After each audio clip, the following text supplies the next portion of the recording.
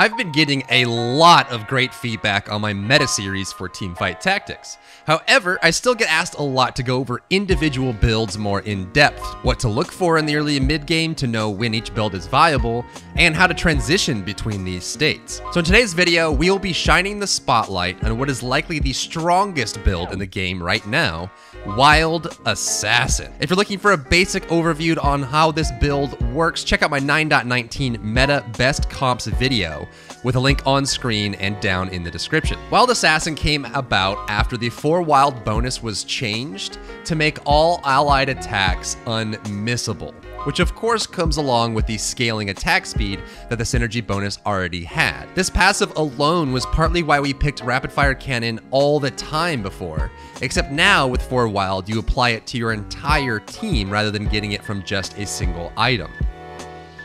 In the beginning of the game, when you're building Wild Assassin, first look to complete 4 wild. In stage 2, your primary units are Nidalee, Warwick, Jace, and Pike. Aim to get each of these units to at least 2 stars as fast as you can. Ahri can be used as a placeholder for either Rengar or Gnar to get the 4 wild bonus until you're able to get either of these units. If you can get Nidalee to 3-star, it is worth it as she can be a strong unit until the late game. By the end of stage 2, you'll want to be rocking 4 wild and 3 shapeshifter at level 5. Ideally, you'd have Nidalee, Jace, Gnar for your 3 shapeshifters, and then adding Warwick and Rengar will give you 4 wild. Again, you can sub in Ahri here if you need to get 4 wild for either Rengar or Gnar. Elise can also be a decent stand-in for 3 shapeshifter, but just remember that Elise does fall off really fast towards mid-game, so don't run her for too long. If it isn't coming together as quickly for you, you can also sub in 2 knights or 2 brawlers with your 3 shapeshifters to tide you over until you get to mid-game. Additionally, you can also run 3 assassins with Zed, as this is always a good starting comp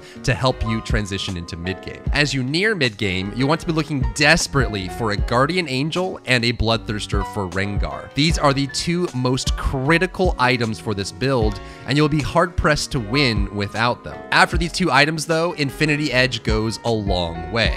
You can give the Infinity Edge to Rengar as his 3rd item, or you can even move it to your 3rd assassin for extra damage. Next, you need to work towards getting 3 assassins online to give Rengar the extra boost in damage. You'll reach this around level 7. Pike is a great unit for this as he provides a lot of teamfight power with his team-wide stun, and then you need to work towards getting an Akali as your 3rd assassin. Until she's online though, Zed is a next best choice, and you could also pick up Katarina, Evelynn, or Kha'Zix, as these are all decent backup options.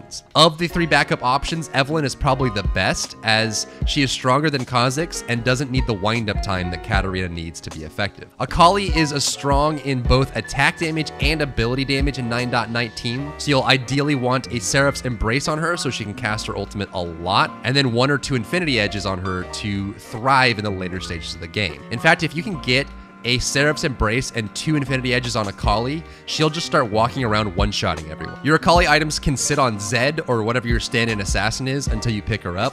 Then you sell that 3rd assassin and give all the items to Akali. Placing a Morellonomicon on Pike can also give a huge impact on your game, as this will reduce healing and apply a team-wide dot that does decent damage. Just remember to focus your item and carousel efforts on getting at least a Guardian Angel and a Bloodthirster for Rengar. Stage 3 is a good time to look around at other players as well.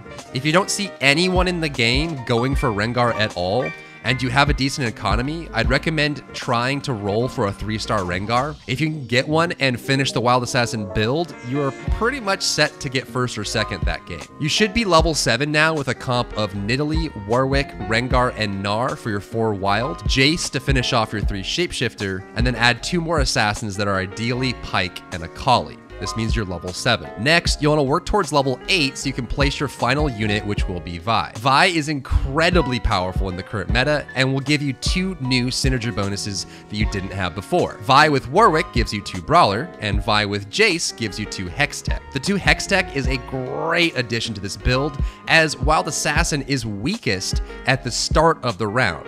since you're waiting for a lot of things like your wild buff stacking up on all your units, you need mana built up on Rengar so we can start jumping around, and you also need time for your 3 shapeshifters, Nidalee, Jace, and Gnar to transform. So things like Hextech help a ton in slowing down the start of the round enough for your strength to grow. So your final build at level 8 and beyond is now complete. If the game runs long, or you reach level 9, or you end up with Force of Natures, I'd recommend putting in some Teamfight ultimates into your build after level 8. Sejuani, Cho'Gath, another Gnar, or another Pyke are all great choices for this, as they all have large team-wide stuns and disruptions that can help slow the start of the game down. You don't really need more damage in this build, you really just need ways to CC and disrupt the enemy team. Remember, the longer the round goes on, the stronger Wild Assassin gets. Now, we all know that Teamfight Tactics is never a perfect game. You will always end up with a slight variation off the perfect build, and sometimes you just get a wacky set of items or drops along the way. So for this spotlight video, let's now talk about alternate items and options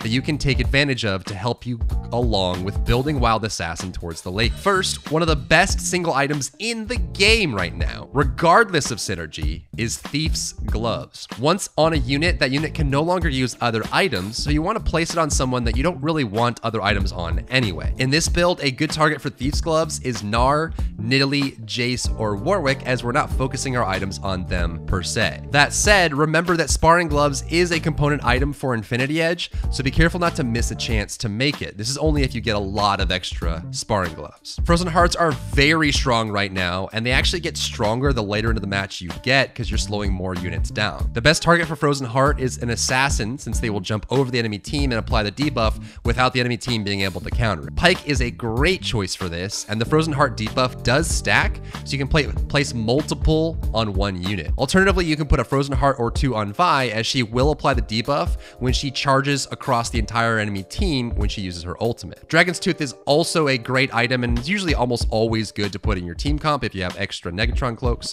and you can put them on your tanky units like Gnar or even on a Collar. Ionic Spark is also a great item that you can throw on your tankiest units like Warwick or Jace, and will give you a nice boost in damage overall. Again, remember that the Negatron cloak that makes the Ionic Spark is needed for Rengar's Bloodthirster, so only make the Ionic Spark once the Bloodthirster is complete. Additionally, you can put an extra Bloodthirster on Gnar if you have the extra components, because he scales really well with raw attack damage and the lifesteal will keep him strong. Trap Claw is also a good pickup if you see someone is going a lot of AoE damage, so you see Demon Sorcerer or even some of the shapeshifter builds that have a lot of AoE. For example, Aurelion Sol, Swain, Gnar, Sejuani, or Kennen will all trigger the Trap Claw handily. Also, any unit that channels their ability gets countered pretty hard by Trap Claw, most notably Kennen and Katarina, who will get stunned immediately and stop channeling as soon as they start, which is a big pickup. I like Trap Claw against these units a lot. And that does it for this build spotlight. If you like this video and like to see more builds from Teamfight Tactics, slam that like button and let me know in the comment section down below. Thanks again for tuning in, and I'll see you in the next one.